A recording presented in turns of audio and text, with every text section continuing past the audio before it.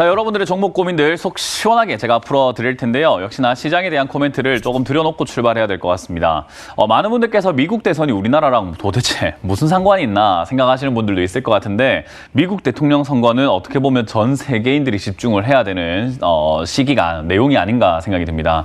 그만큼 미국 대통령이 누가 되냐에 따라서 외교 문제라든지 무역 문제, 여러 가지 경제 상황들이 다 바뀌게 될 수 있어요. 그래서 트럼프 대통령이 되느냐 또는 바이든 후보가 되느냐에 따라서 지금까지의 정책들이 싸그리 바뀔 수도 있고, 아니면 지금까지의 정책이 좀 더 강화될 수 있는 그런 내용이기 때문에요. 누가 되냐에 따라서 시장은 굉장히 방향을 조금 달리할 수밖에 없습니다.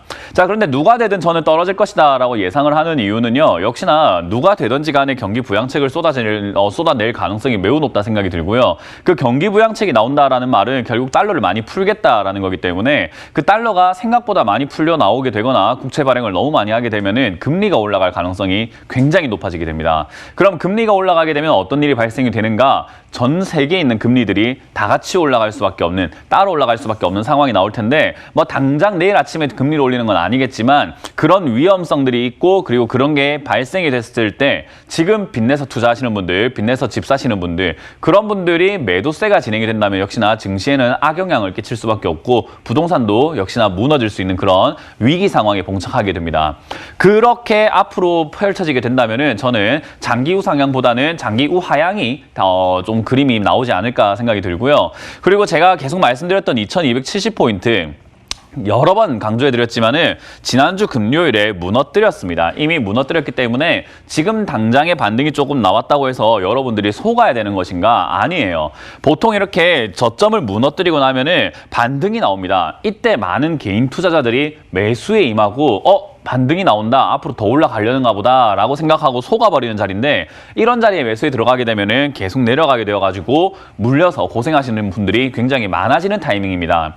이건 지수에만 적용되는 것이 아니라 많은 종목에서도 저점이 무너진 이후에 반등이 나왔다가 떨어지는 모습을요, 여러분들이 노력만 하신다면 충분히 많이 찾아볼 수 있는 내용이에요. 그래서 이제 그런 것들을 저는 감안해 볼 때 지금 시장, 이 반등을 우리가 과연 즐거워해야 될 것인가? 어제 외국인과 기관이 쌍끌이 순매수 가 들어왔다고 해서 우리가 행복하게 바라봐야 될 것인가? 저는 그건 아니라고 봅니다.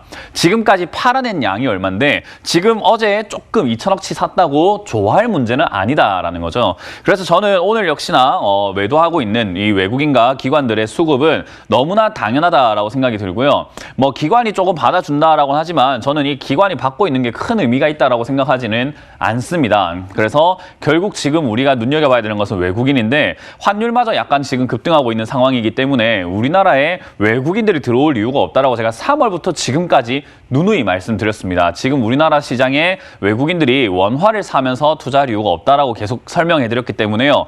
그런 부분들을 생각해 본다면 역시나 저는 지수는 내려갈 가능성이 훨씬 더 크다. 지수가 내려가게 되면 종목들은 다 내려갈 가능성이 훨씬 더 크다. 그럼 여러분들이 어차피 오늘도 주식 투자하실 거고 내일도 하실 거고 매일매일 살 수 있는 기회는 여러 번 열려 있는데, 언제라도 살 수 있는데 굳이 주식을 사서 내가 손실 보면서 기다려야 될지, 아니면 현금을 들면서 나의 자산 가치를 지키면서 시장이 빠졌을 때 좋은 종목들을 매수할지가 여러분들의 선택인 거죠. 저는 오히려 그냥 빠지면 살 게 많다라고 생각하는 사람이에요. 지금 여러분들 오늘 급등하는 종목들을 한번 쫙 보시면은 뭐 별로 매력적인 종목들이 보이지 않습니다. 대부분 지금 정치 테마들이 많이 움직이고 있고요. 품절주라고 하는 종목들이 많이 움직이고 있고요. 실적이 안 좋지만 테마로 인해서 적자지만은 급등하고 있는 종목들도 굉장히 많습니다. 거기다가 뭐 한일진공과 KPM테크와 그리고 텔콘 RF제약처럼 단순히 이슈만 으로 급등시켜가지고 여러분들께 항상 물량을 고가에 넘기는 그런 악질적인 종목들도 많이 보이게 된다는 거죠.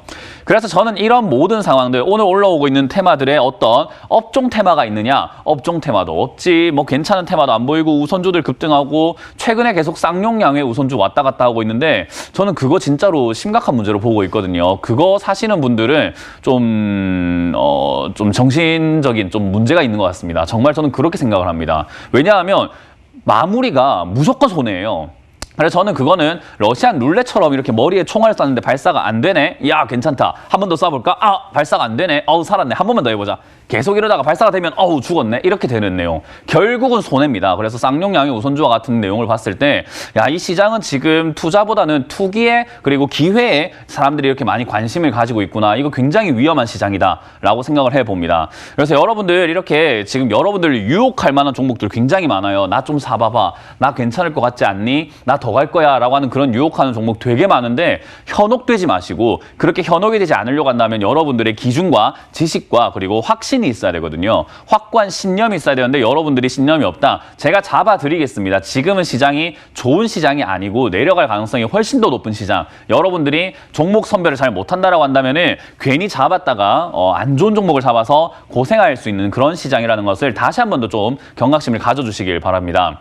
이 시기가 이제 저는 멀지 않았다 생각을 해요. 여러분들이 지금도 뭐 바이든 후보가 약간 우세하다 또는 트럼프 대통령이 지금 좀 우세하다라는 거에 따라서 오늘만 하더라도 지수가 이렇게 변동을 막 왔다 갔다 하면서 지금 보여주고 있는데 이런 거는 중요하지 않습니다. 오늘 하루가 아니라 앞으로 어떻게 될 것인가라고 본다면 저는 11월, 12월 계속 하락할 것이다 라고 보고 있기 때문에 그런 점들 우리가 체크 한번 해보면서 지금 분위기 편승하지 마시고 약간 관망하는 것이 저는 100번이고 1000번이고 10,000번이고 옳다라고 생각을 하니까요. 약간 지켜봅시다. 내 자산을 조금은 현금화 시켜놓고 물리지 않는 선에서 지켜보고 나중에 혹시나 제 예상이 틀릴 수도 있겠죠. 올라갈 수 있을 겁니다. 올라가게 되면은 2450포인트를 시원하게 뚫고 올라가면서 업종들이 좀 좋아지는 모습이 보여줄 때 그때 제가 틀렸습니다. 지금은 이제 투자를 한번 해봅시다 라고 하면서 여러분들께 업종 힌트와 종목 힌트까지 다 드릴 테니까 기다리세요. 좀 그냥 기다리시면은 좋은 기회를 잡을 수 있도록 제가 도와드리도록 하겠습니다. 자, 이렇게 여러분들께 전망을 해드렸는데 지금 오늘은 별로 중요하지 않습니다. 오늘은 많이 변동이 있을 수밖에 없기 때문에 섣부른 판단보다는 조금 내 종목이 괜찮은지 아니면은 괜찮은 종목이 아닌지를 보면서 내 종목이 본전이다 하면 매도하는 게 좋다 생각이 드니까 내 종목이 지금 매도해야 될지 아니면 더 사야 될지 궁금합니다 하면 전화를 주시길 바라겠습니다.